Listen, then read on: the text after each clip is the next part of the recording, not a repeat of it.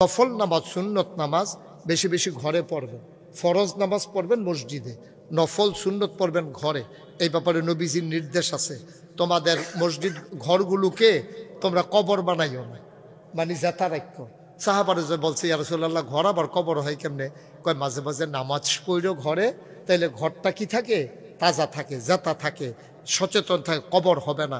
কারণ কবরে নামাজ নাই, ঘরে নামাজ আছে। সুবহানাল্লাহ বলবেন না? তো আব্দুল্লাহ ইবনে মাসউদ নাম মনে আছে তো হুজুর? কি নাম না?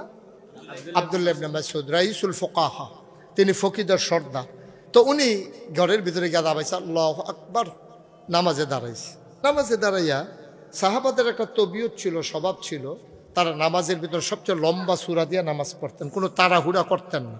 যেটা মুখস্থ বড় আছে এটা দিয়ে শুরু করতেন। আমরা তো শুরু করে ইন্নাতই না দিয়া, টাইম কম দো, টাইম কম। তো উনি সবচেয়ে বড় সূরা দিয়া নামাজ শুরু করে দিয়েছেন। নামাজটা পড়তেছেন কেমনে? আনতা আবুদাল্লাহ কাআন্নাকা তারাহু ফাইন লাম তাকুন তারাহু ফাইন্নাহু ইয়ারাক। ও দুনিয়ার মানুষ, এমন ভাবে নামাজ পড়ো যেন নামাজের ভিতরে তুমি তোমার আল্লাহকে দেখতেছো। সুবহানাল্লাহ বলবেন না? নবীজি কয়, দেখছেন আমরা তো নামাজ পড়ি, দেখেন মন্ত্রটা কি, দেখেন আল্লাহ কাআন্নাকা তারাহু ফাইন লাম তাকুন তারাহু ফাইন্নাহু ইয়ারাক।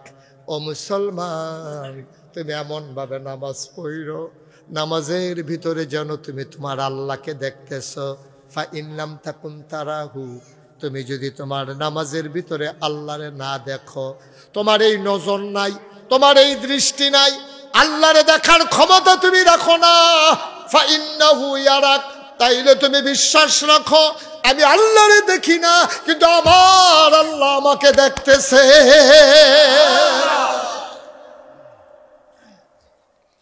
এই বিশ্বাস নিয়ে তুমি নামাজে দাঁড়াবা। আব্দুল্লাহ ইবনে মাসউদ তিনি নামাজে দাঁড়ালেন, দিন দুনিয়ার কোনো খবর নাই, গাল বেয়ে বেয়ে টপ টপ করে চোখের পানি পড়তেছে।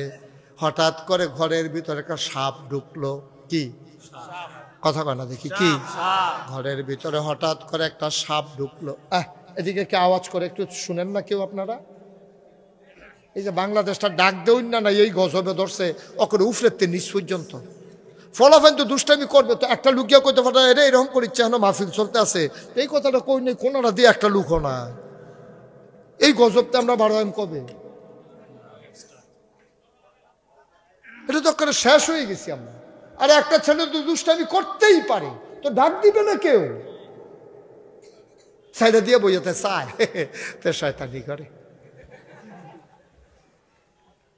এটা কি কারবার ভাই? এই গজবের থেকে কেমনি উঠতে আইবেন? এই গজবের থেকে উঠবেন কেমনে? একটু সচেতন হন।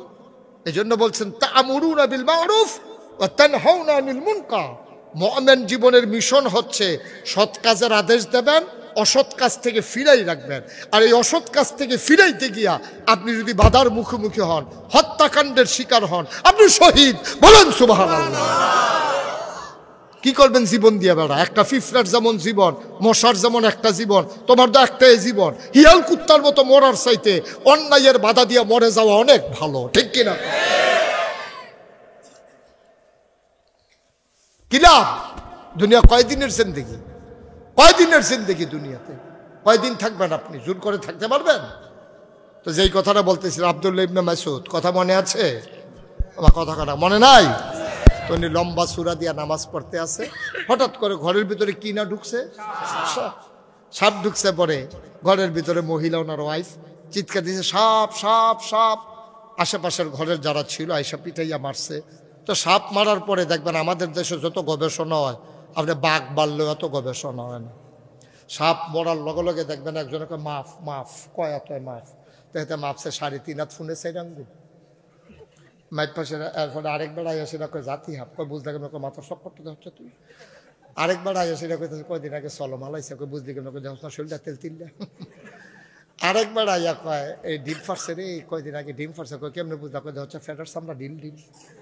এই নানান গবেষণা চলে। সাপ মারলে আমি দেখছি সাপের আবার লটকাই রাখে, আইতে চাইতে মানুষের চায় কি একটা চিড়িয়াখানা আর কি। তো এই কিনা ঢুকছে, ধৈর্য মারছে, হগলে মিল্লা, নানান গবেষণা চলতে আছে। আব্দুল্লাহ ইবনে মাসউদ কি করে? কথা বলে কি করে? ওনার নামাজ শেষ হয়েছে অনেকক্ষণ পরে, নামাজ শেষ হয়েছে পরে উনি ওনার ওয়াইফকে বলতে চাই ঘরে কি আছে খাবার দাও। কই কি আর খাবার? আমি কি খাইছি? আপনি ঘরও কিতা হয়েছে এতক্ষণ শুনছেন না? কই কেমনে শুনতাম কিতা হয়েছে? আপনার ঘরও না সাপ ঢুকছে? কত আমি কয়াম কেমনে? আমি না নামাজও সুবহানাল্লাহ কইতেন না? আরে ঘরও সাপ ঢুকছে এটা আমি কেমনে কয়াম? আমি না নামাজও আসলাম। কই নামাজও থাকলে কি কিছু মানুষ টের পায় না? আপনি নামাজও দেখতে কি ঘরও সাপ মারতেছে ফিরতেছে চাষাই আইছে এটা মাপছে এই 3.5 হাত ফোনে স্যারেঙ্গুল হয়েছে। তারপরে এটা নানান গবেষণা চলতে আছে। আপনি এখন আপনি নামাজ পড়লে কি মানুষ একটা দিন দুনিয়া ছেড়া দেয়? আপনি কিছু খবর নাই। আব্দুল্লাহ ইবনে মাসউদ চোখের পানি ছেড়ে দিয়েছেন। ডাক দেয়া কয় বিবি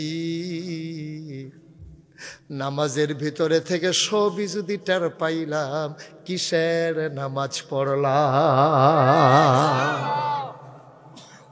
কিসের নামাজ পড়লাম।